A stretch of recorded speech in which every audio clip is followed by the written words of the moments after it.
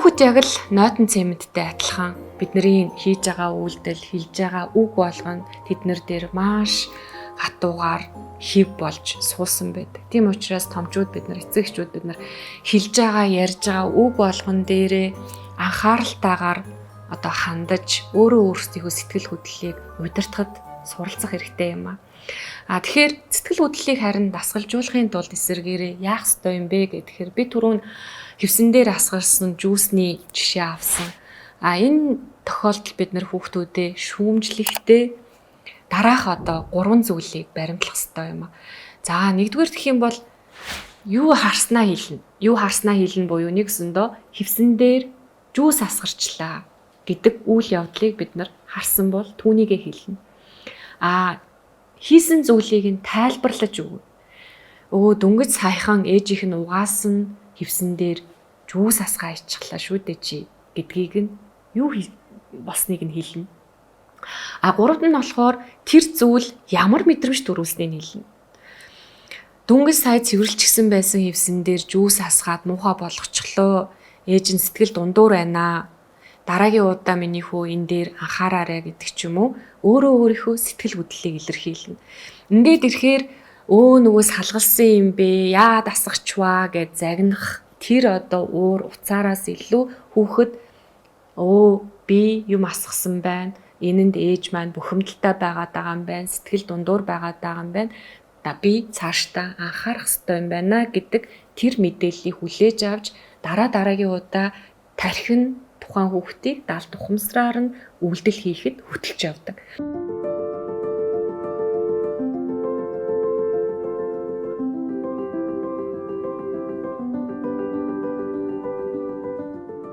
Яг үүнтэй адилхан магтахтаа ч гэсэн бид нар ийм одоо алдаа гаргадаг. Хитрүүлэн магтчихдаг. Жишээлх юм бол маш гоё хөөрхөн зураг зураад ингээд ирлээ гэхэд мундаг байна. Ямар гоё зураа вэ? Сайн байна гэж явуулчихдаг. Гэтэл хүүхдүүд яг мундаг гэдэг үгийг ойлгодог болов уу? Сайн гэдэг үгний цаана юуг нь сайн гэдэг байгааг нь ойлгодог болов уу? Тэгэхээр сэтгэл хөдлөлийг дасгалжуулахын тулд бид нар магтахтаа ч гэсэн бас анхаарах хэрэгтэй болно. Нөгөө шүүмжилжсэн хэсэг дээр байсан 3 зүйлээ л дахиад автна. Нэгдүгээрт юу харснаа хэлнэ. Хоёрдугаарт юу хийснийг нь тайлбарлана. Гуравдугаарт ямар сэтгэл хөдлөл мэдрэмж төрснөө илэрхийлнэ. Тэгэхээр маш гоё зураг зурсан байна гэж бодъё. Магадгүй тэнд одоо юу харснаа хэлнэ. За зурган дээр нар байна, үүл байна, ногоо байна, гоё модод байна. Чи гэр бүлээ аав ээжигээ зурсан биш дээ. Дүүгээ хөтөлчихсэн байгаа нь маш гоё хайрыг мэдрүүлж юм. Гэх мэтчлэнгээр харсан зүйлээ хэлнэ.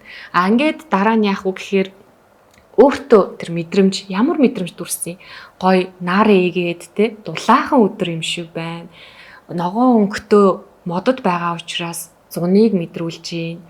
Аавтайгаа ээжтэйгээ хөтлөлцөөд магадгүй дүүгээ хөтлөлцсөн бол дүүгээ чи халамжилсан, хайрлсан мэдрэмжийг ээжд нь төрүүлж байгаа нь маш гоё санагдаж байна гэх мэтчлэнгээр хүүхдийнхээ хийсэн тэр бүтээлийг бид нар юу хийсэн, сэтгэл хөдлөл мэдрэмжээ оролцуулна, магтах нь буцаагаад хүүхдэд тэр үйлдэлийг дахин хийх тэр одоо зүйлийг бий болгож өгдөг. Тэгэхээр магтахтаа хүртэл мэдрэмжээ илэрхийлнэ гэсэн үг.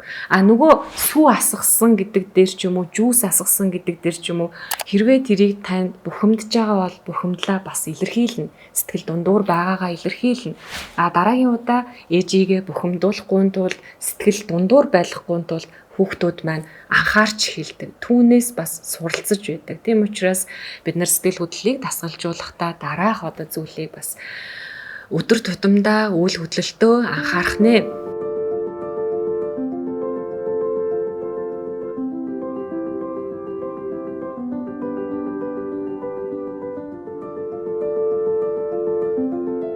Хүүхэд бидний яг л юу хийж байна, тэрийг дуурайж, үлгэрлэж суралцж яадаг. Тэгэхээр хүүхдээсээ яг юу хүсэж байгаа тэрийгээ бид нар өөрсдөө л хийх хэрэгтэй болдог.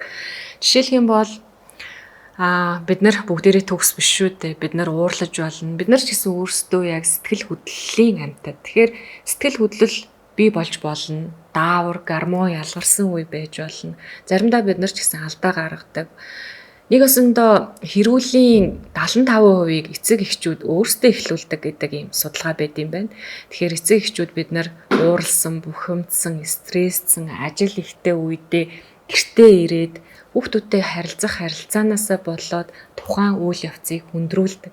Энэ нөхцөлд яах ёстой юм бэ гэхээр ерөөсөө л уучлалт гуйх. Хүүхдүүдээсээ уучлах гуйдаг байна гэдэг нь буцаагаад хүүхдүүдэд ямар мэдрэмжийг өгдөг юм бэ гэхээр хүн алдаа гаргаж болно. Харин тэр алдаагаа засаж залруулахын тулд уучлал гуйж бас болдгийм байна гэдэг тэр зүйл суралцдаг.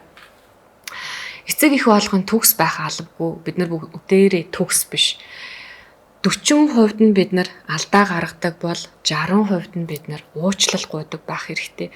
Хүүхдээ унтахаас өмнө заавал тухайн үйл явдлыг тайлбарлаж өнөөдөр чи ийм зүйл хийсэн учраас намайг бухимдууллаа. Тийм болохоор ээж нь тэсэлгүй уурлаад муухай үг хэлчихлээ. Охиныгоо гомдоочлоо. Хүүгээ уурлуулчихлаа, гуниглуулчихлаа. Ээжигээ уучлаарай, аавыгаа уучлаарай гэд хүүхдээсээ уучлах гуйдаг байх нь буцаагаад бид нар хүүхдтэй уучлах гуйна гэдэг өөрөө ямар чухал юм бэ?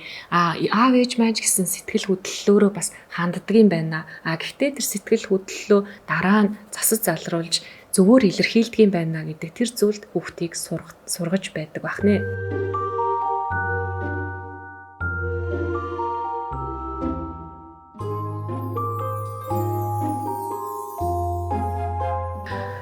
Хүүхдтэй хүндлэгдэж байгаа тэр мэдрэмжийг өгөх нь маш чухал байдаг. Жишээлх юм бол таныг ингээд ямар нэгэн зүйл хийж байхад за одоо боль гэх юм бол та шууд болох уу? Аль эсвэл бид нар яг гэрээ цэвэрлэх гээд ч юм уу ямар нэгэн зүйлийг хийх гэж байхад гэрээ цэвэрлээд гэх юм бол гэрээ цэвэрлмээргүй санагддггүй. Яг тэрнтэй адилхан 3 настай хүүхэд бөмбөг заллаад гэртээ ингээд айгүй чанга бөмбөг заллаад байлаа гэж бодъё.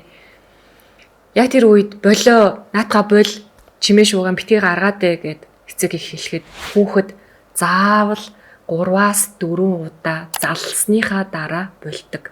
Анзаараад үзээрэй. Яагаад гэвэл тэр хүүхэд өөрөө өөрийгөө хүндэлж байгаа юм. Хүндэлж байгаа учраас хийж байгаа зүйлийг хин нэг нь хэлсэн даруйд тэр хүний үгэнд орохгүйгээр өөрийнхөө орон зай хүндэлж шийдвэр гаргаж байгаа гэсэн.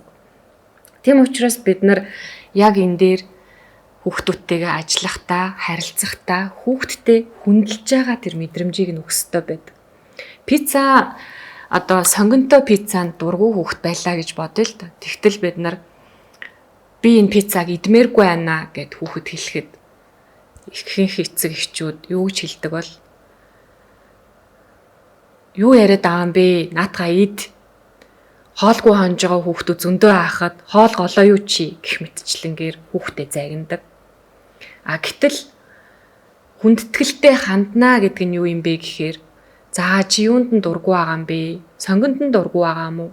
Сонгонд нь дургүй байгаа бол хоёлаа энэ тавган дээр сонгоныг нь түүгээд ялахчихуу тэгээд идэж болж байна уу гэх мэтчлэн хүүхдийнхээ хүсэл сонирхол тэр зүйлийг нь харгалзан үзэх байдлаар хүүхдтэй хүндэтгэлтэй хандна гэдэг нь хүүхдийн сэтгэл хөдлөлийг дасгалжуулах бас нэг хэлбэр болдог.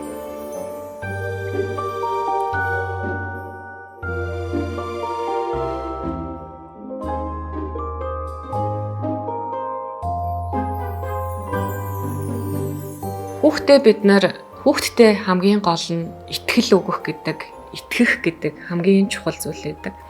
Хүүхдээ том болсноо, хөгжнөө гэдэгт бид нар итгэх хэрэгтэй. Зарим эцэг эхчүүд юу гэж боддог вэ гэхээр хитрхи их ингээд дураар нь байлгаал, ойлгоол, хүлцэнгүй байх тусмаа хүүхдүүд маань том болоод бүр ингээд намайг сонсгоо болчих үедээ, даварчих үедээ, баг дээр нь сайн хэлж загнаж авахгүй болвол даварчих үедээ гэх мэтчлэнгээр боддог. Гэтэл хүүхд байглаасаа хөгжиж байдаг. Ухамсарт байдал нь сууж байдаг. Тийм учраас хүүхэд тэр бага насндаа гаргасан тэр үйлдэл, чөлөөт байдал нь өөрөө багаар явсаар би хүн болон төлөвшөхөд аль хэдийн өөрийгөө удирддаг, сэтгэл хөдлөлөө гаргадаг, илэрхийлдэг тийм зөв хүн болох нь хөгжсөн байдаг. Тийм учраас ерөөсөө хүүхэдтэй хамгийн гол нь итгэх хэрэгтэй. Хүүхэд маань хизээч ийм зүйл хийхгүй дээ. Би чамд итгэж байна гэдэг тэр үг ээж нь чамд итгэж байна, аав нь чамд итгэж байна. Миний хүүхэд муу явахгүй, миний хүүхэд үргэлжил сайн байна. Онц сурнаа гэж итгэж гин, хичээлээ даалгавраа хийнэ гэж итгэж байна. Гэх мэтчлэн эдгээр итгэл өгсөн үгнүүд хүүхдийг өөртөө итгэлтэй болгохоос гадна бусдын итгэлийг алдахгүй гэдэг тэр зүйл сургадаг. Алин модноосоо хоол ундаггүй гэж үг байдаг. Үнэхээр ч ямар эцэг их байна. Хүүхдээ итгэж байвал тэр хүүхэд хизээж тэндээс гажуудаж буруу зүйл хийж явдаггүй.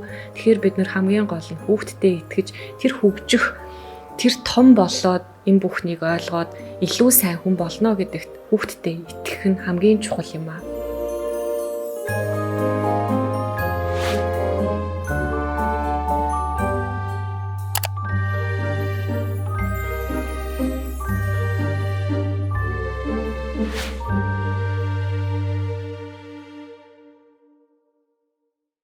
Мэдлэг туршлага тань дээр ирлээ. Салбар бүрийн мастеруудын дахин давтагдшгүй туршлагаас суралцах боломжийг Mentor Hub танд олгож байна. Та яг одоо App Store болон Play Store-оос аппликейшн татаарай. Mentor Hub-д тавтамжтай